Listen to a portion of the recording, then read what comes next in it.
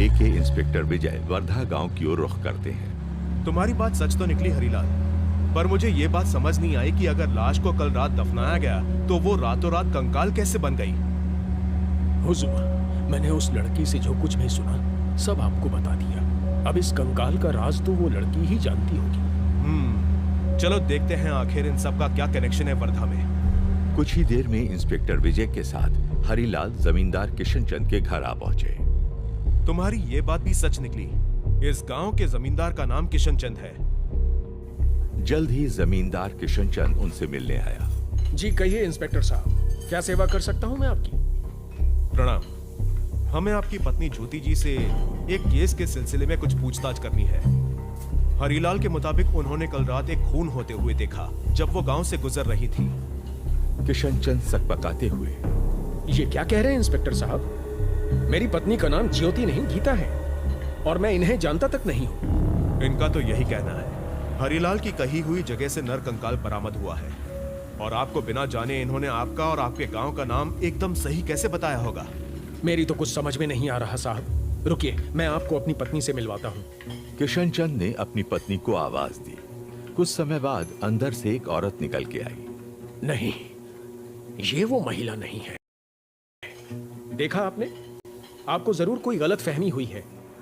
ये सच कह रहे हैं इंस्पेक्टर साहब।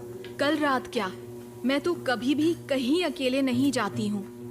किशन चंद की पत्नी की बात सुनते ही हरिलाल और विजय सकते में आ जाते हैं। अगर आपको अब भी यकीन नहीं आ रहा तो आप मेरे बारे में गांव वालों से पूछ लीजिए। वो तो हम पूछ ही लेंगे किशन चंद जी। हमारी शादी 2 साल पहले ही हुई है। ये देखिए हमारी शादी की फोटो। जरूर हरिलाल को कोई धोखा हुआ है। नहीं नहीं, मुझे कोई धोखा नहीं हुआ है। कल रात हुई हर एक बात मुझे अच्छे से याद है। और फिर मेरी बताई जगह पे से वो कंकाल कैसे निकला? मैं तो इनसे कभी मिला भी नहीं। फिर मैंने इनका नाम और पता कैसे जान लिया? इंस्पेक्टर विजय ध्यान से दोनों पक्षों की बात सुन अचानक उठ खड़े हुए। ये गुत्थी जल्दी ही सुलझानी पड़ेगी। किशन चंद जी, जब भी हम आपको पूछताछ के लिए थाने बुलाएं, आपको आना पड़ेगा। किशन चंद और उनकी पत्नी गीता आश्चर्य से उनको जाते हुए देख रहे थे। वर्धा गांव से वापसी के रास्ते पे इंस्पेक्टर विजय को एक नई खबर मिलती है और वो तुरंत अपने पुलिस थाने की ओर रुख करते हैं। क्या बात है साठे? सर, उस कंकाल की फॉरेंसिक रिपोर्ट आ गई है। ये रही फाइल।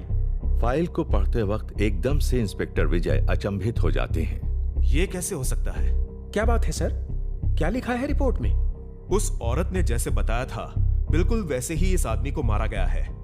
रिपोर्ट में लिखा है कि इसकी पसलियां टूटी हुई थीं और किसी धारदार हथियार से उस पे कई बार वार किया गया था। हरिलाल की कही हर एक बात सच निकली है, सिवाय एक बात के। वो कौन सी बात है सर? वो ये है कि इस व्यक्ति की मौत कल नहीं बल्कि 2 साल पहले हुई थी। रिपोर्ट में यह कंकाल 2 से 3 साल पुराना बताया गया है। और वैसे भी हरिलाल के मुताबिक अगर यह व्यक्ति कल मारा गया तो रातों रात लाश कंकाल कैसे बन गई? और यह भी एक अद्भुत संयोग है कि किशन चंद की शादी भी ठीक 2 साल पहले हुई। उस लड़की का भी कोई पता नहीं चला। साठे, आखिर ये माजरा क्या है? साहब, मुझे तो कोई आत्मा वात्मा का चक्कर लगता है। चुप रहो साठे, आत्मा वगैरह कुछ नहीं होती। मुझे इसमें किसी गहरे षड्यंत्र की बू आ रही है। तुम उस पटवारी किशन चंद की पूरी कुंडली निकलवाओ। जरा गांव वालों से जाके पता करो उसके बारे में। साठे और इंस्पेक्टर विजय किशन चंद के बारे में बाकी की बातें पता करवाने में व्यस्त हो गए थे। तभी अचानक टेबल पर रखे फोन की घंटी बजी।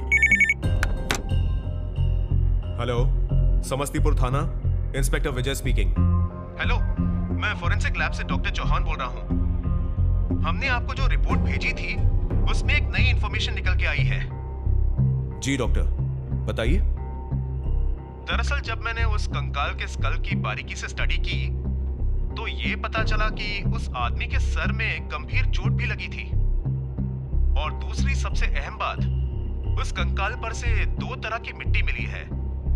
ऐसा लगता है उसे कहीं और से निकाल के वहां 5-6 घंटों पहले दोबारा गाड़ा गया है।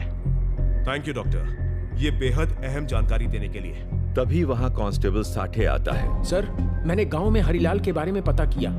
ये हरिलाल 2 साल पहले ही इस गांव में आया है। उसने ये जमीन कीरत सिंह नाम के किसान से खरीदी, जिसकी रहस्यमयी तरीके से मौत हो गई। बाद में उसकी पत्नी से खेती संभली नहीं तो वो अपने भाई भजन सिंह की सहायता से हरीलाल को खेत बेच के चली गई। मगर सर, एक और बात है, कुछ लोगों का मानना है कि कीरत सिंह पे किसी ऊपरी हवा का साया था। मरने के कुछ महीने पहले से वो अजीबोगरीब हरकतें करने लगा था। कभी लोगों के बीच बैठे वो जोर जोर से चीखने लगता और दूर भाग जाता था। नहीं, कोई बचाओ मुझे। कीरत सिंह को लगता था उस जमीन पे किसी बुरी नजर का साया है। उसे शराब की बहुत बुरी लत थी, इसलिए कोई उसकी बातों पर विश्वास नहीं करता था। हालांकि कुछ लोगों का मानना है कि उसने खेत से लगे हुए तालाब में कूदकर आत्महत्या की थी। साहब, मैंने आपसे बोला था ना, ये जरूर किसी आत्मा का चक्कर है। What nonsense! मैं आत्मा जैसे किसी चीज पे यकीन नहीं रखता। तुम सही तरह से इन्वेस्टिगेशन करो और हाँ, मुझे कीरत सिंह की फाइल चाहिए। बस एक बार इस ज्योति का पता पड़ जाए, सारे सवालों के जवाब मिल जाएंगे। क्या हरीलाल के खेत में सच में किसी ऊपरी हवा का साया था? कहानी जारी रहेगी।